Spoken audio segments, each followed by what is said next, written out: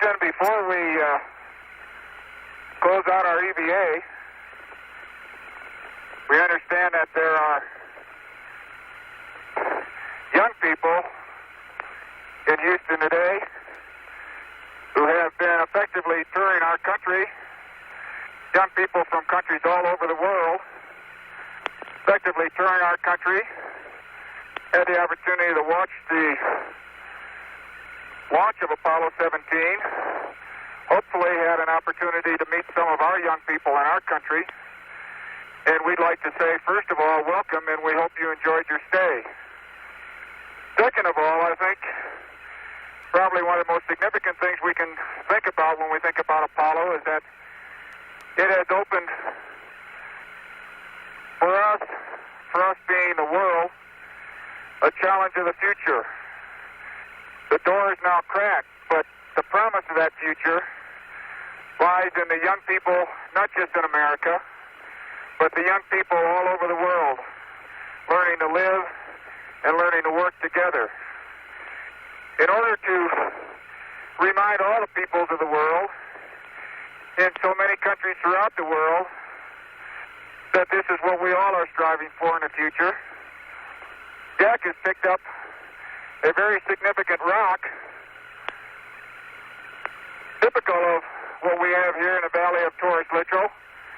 It's a rock composed of many fragments, of many sizes, and many shapes, probably from all parts of the moon, perhaps billions of years old. But a rock of all sizes and shapes, fragments of all sizes and shapes, and even colors that have grown together and become a cohesive rock, outlasting the nature of space, sort of living together in a very coherent, very peaceful manner. When we return this rock, or some of the others like it to Houston, we'd like to share a piece of this rock with so many of the countries throughout the world. We hope that this will be a symbol of what our feelings are, what the feelings of the Apollo program are, and a symbol of mankind that we can live in peace and harmony in the future.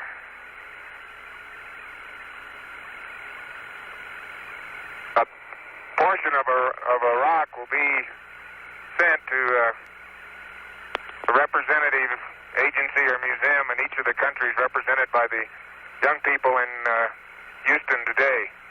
And we hope that that rock and the students themselves will carry with them our good wishes, not only for the new year coming up, but also for themselves, their countries, and all mankind in the future.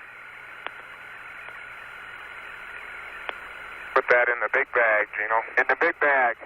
Roger. We Jack salute Dean, you, promise of the future. We thank you for your sentiments and your interest.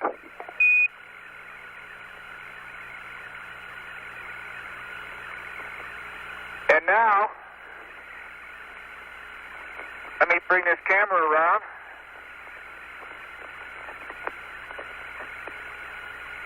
To commemorate not just Apollo 17's visit to the Valley of Torres Littrow, but as an everlasting commemoration of what the real meaning of Apollo is to the world, we'd like to uncover a plaque that has been on the leg of our spacecraft that we have climbed down many times over the last 3 days. And I'll read what that plaque says to you. First of all, it has a picture of the world, two pictures, one of the North America and one of South America. The other covers the other half of the world, including Africa, Asia, Europe, Australia, covers the North Pole and the South Pole. In between these two hemispheres, we have a pictorial view of the moon, a pictorial view of where all the Apollo landings have been made, so that when this plaque is seen again by others who come, they will know where it all started. The words are, "Here man completed his first exploration of the moon. December 1972 AD. May the spirit of peace in which we came be reflected in the lives of all mankind. It's signed Eugene A. Cernan, Ronald E. Evans, Harrison H. Schmidt, and most prominently, Richard M. Nixon, President of the United States of America.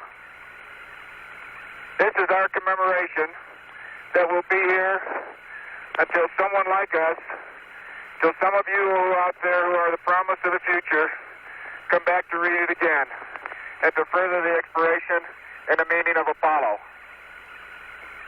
Roger, Dean, we in Houston copy that and echo your sentiments. And Dr. Fletcher is here beside me. I'd like to say a word to the two of you. Dean and Jack, I've been in close touch with the White House, and the President has been following very closely your absolutely fascinating work up there. He'd like to wish you Godspeed as you return to Earth, and I'd like to personally second that. Congratulations. We'll see you in a few days. Over. Thank you, Dr. Fletcher. We appreciate your comments, and we certainly appreciate those of the President. And whether it be civilian or military, I think Jack and I would both like to give our salute to America. And Dr. Fletcher, if I may, I'd like to remind everybody, I'm sure something they're aware, but this valley of history has seen mankind complete its first evolutionary steps into the universe, leaving the planet Earth and going forward into the universe. I think no more significant contribution has Apollo made to history.